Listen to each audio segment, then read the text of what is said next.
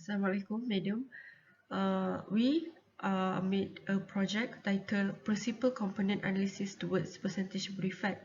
Our group members consist of 4 people, including me, Nur Aishah binti Muhammad YUSSOF, Nur IZZATI binti AHMAD NASHARUDDIN, NAJWA binti Muhammad ALIAS, and Shahrul Ikmal bin Abdul RAZAK. Obesity can cause various damage in humans' body. A study carried out by Brown stated that metabolic syndrome and obesity are related with dismissive health results.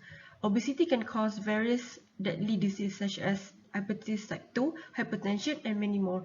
Obesity is caused by excessive fat in one's body. Fat contained in the body can be measured by body mass index or BMI and percentage body fat.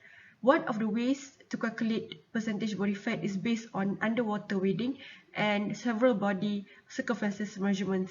The selected database contained 15 variables with 252 observations. Thus, principal component analysis or PCA needs to be conducted to categorize the independent variables into smaller numbers of the principal components and analyze which components are the most related to percentage body fat.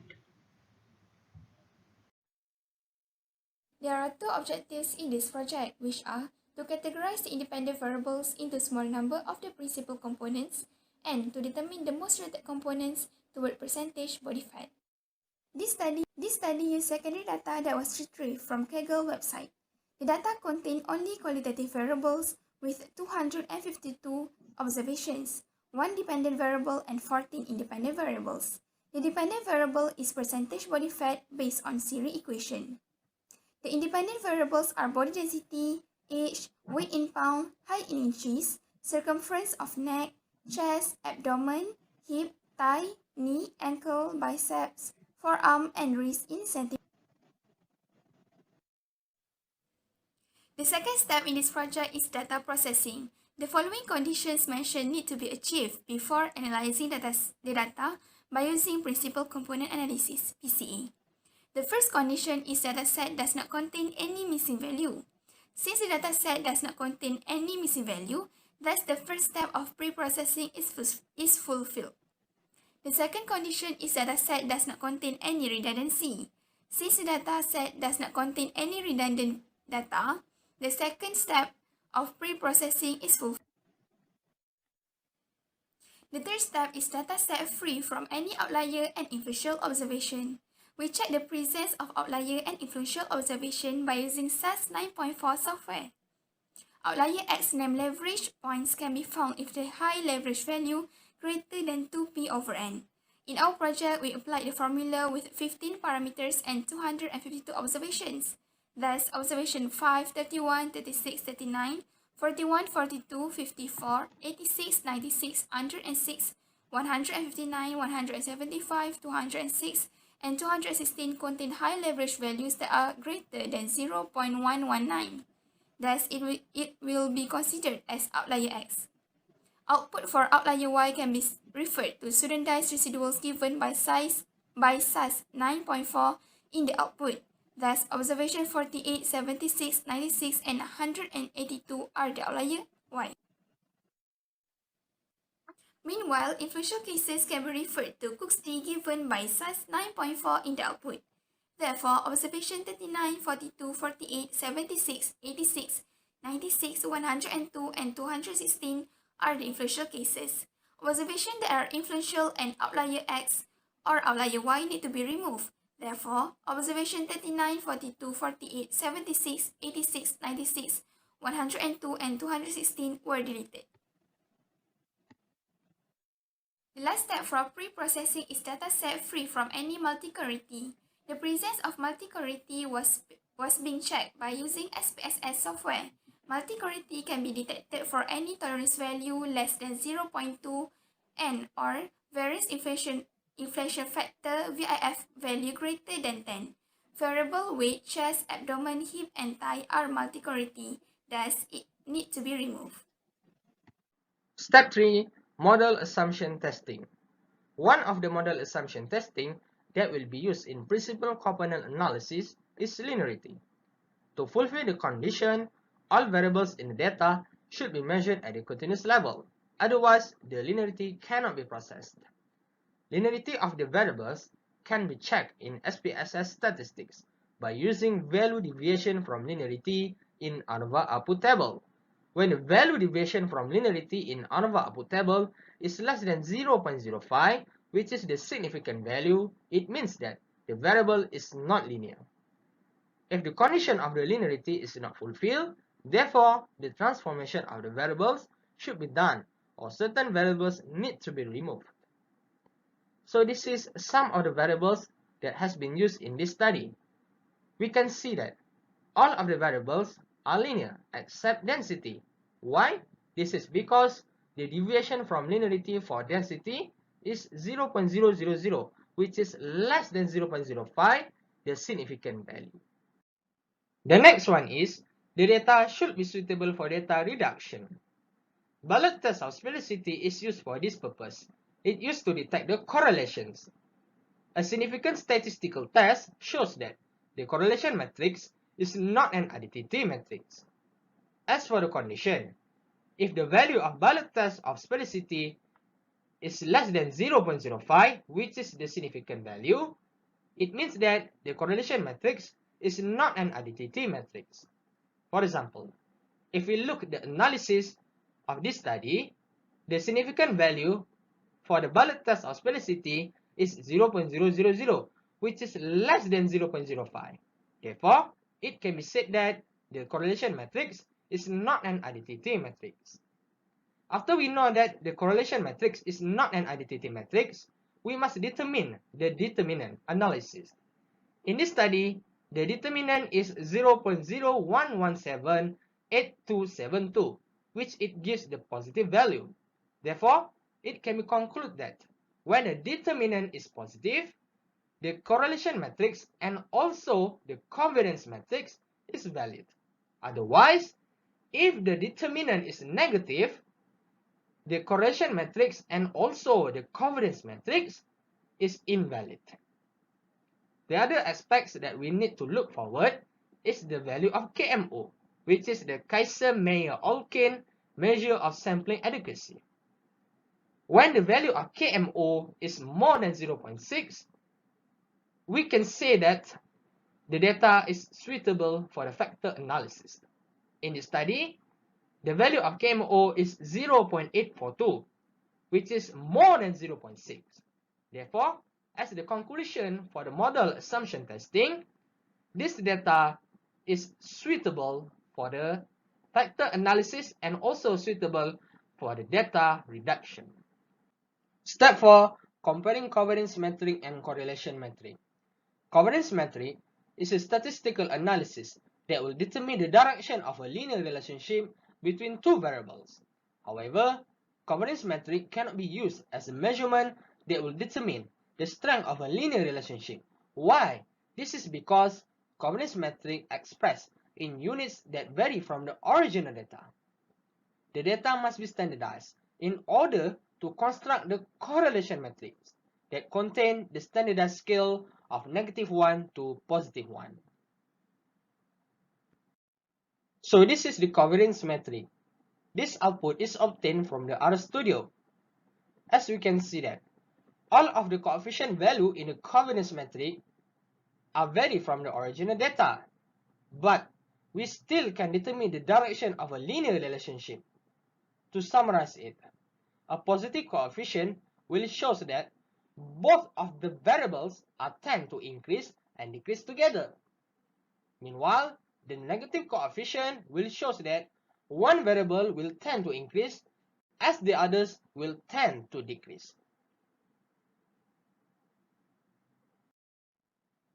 And this one is correlation matrix. This matrix is obtained after the data has been standardized.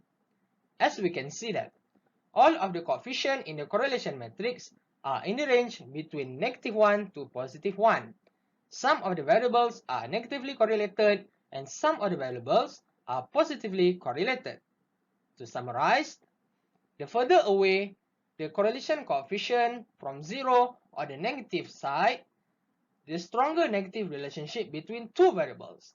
Meanwhile, the further away the correlation coefficient from 0 on the positive side, the stronger positive relationship between two variables. Therefore, This correlation matrix is suitable for the next step of analysis to obtain an accurate result.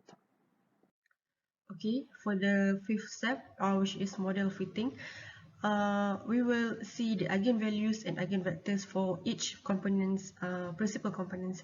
So eigenvalue will be determined by the total number of independent variables. Eigenvectors equal the number of row matrix. Eigenvectors obtained for each variable will be used to generate the model equation for each principal component.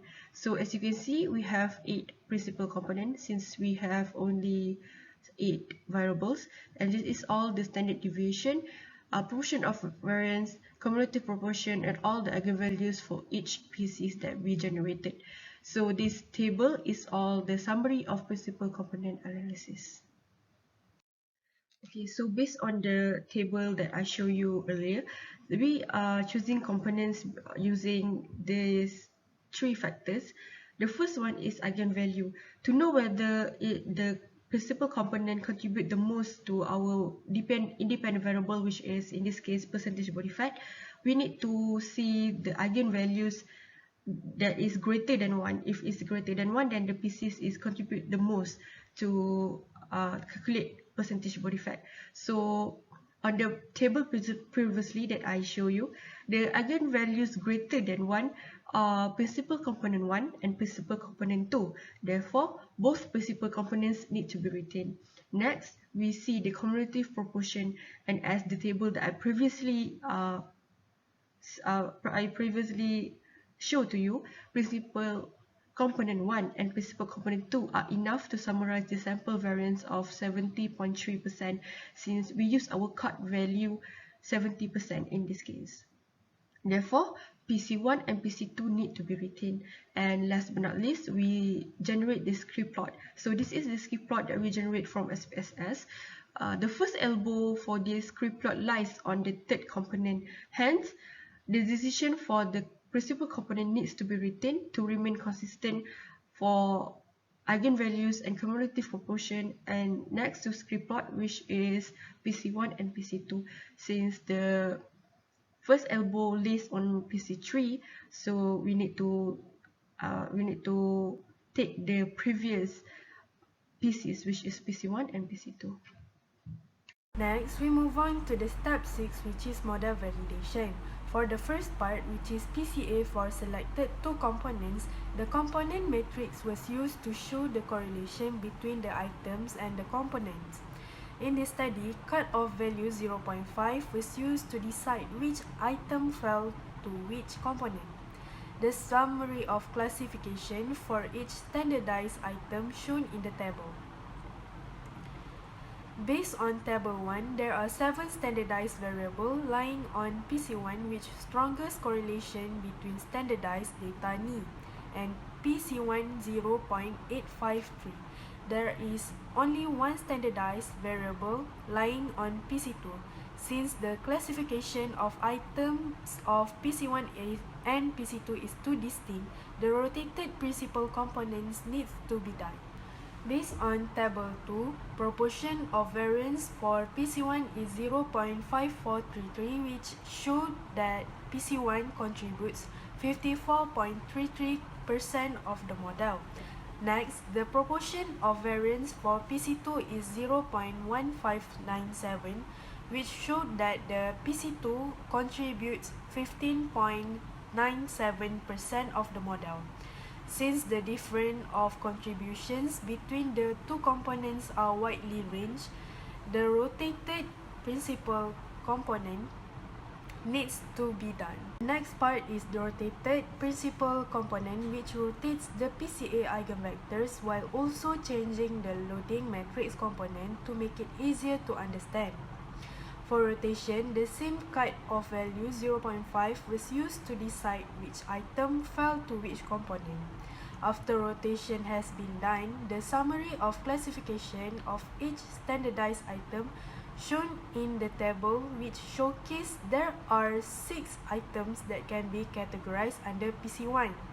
The strongest correlation between items and components for PC1 is standardized data with 0.879. Meanwhile, there are only two items that can be categorized under PC2. The strongest correlation between item and component for PC2 is standardized data age -0.890.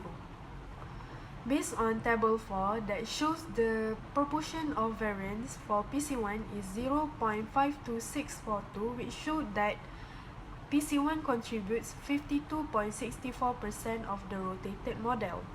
Next, the proportion for variance for PC2 is 0.17656, which showed that PC2 contributes 17.66% of the rotated model.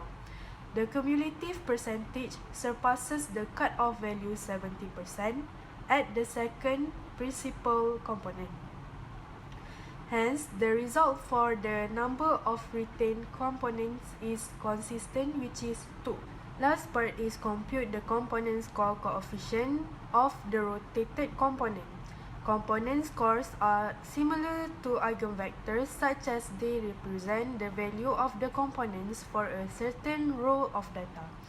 By multiplying the case standardized variable values by the component score coefficients, the component score is calculated using the rotated data. The coefficient score for two expected models by using standardized data is shown here. As a conclusion, we are able to categorize the independent variables into the smaller number of principal variables, which is only 2 components instead of 8 components at first, as it can summarize the sample variance of 70.3% based on the eigenvalues and cumulative proportion variance.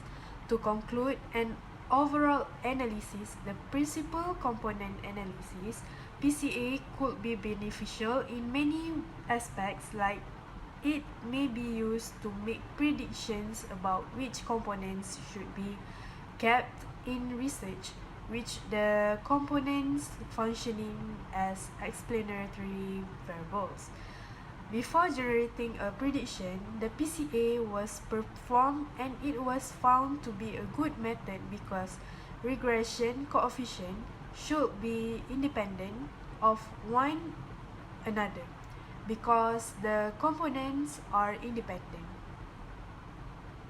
Lastly, as for the recommendation for future study, it is suggested that other multivariate statistical methods can be employed, as there are numerous ways that may be used to encompass all statistics involving more than 2 variables being analyzed at the same time.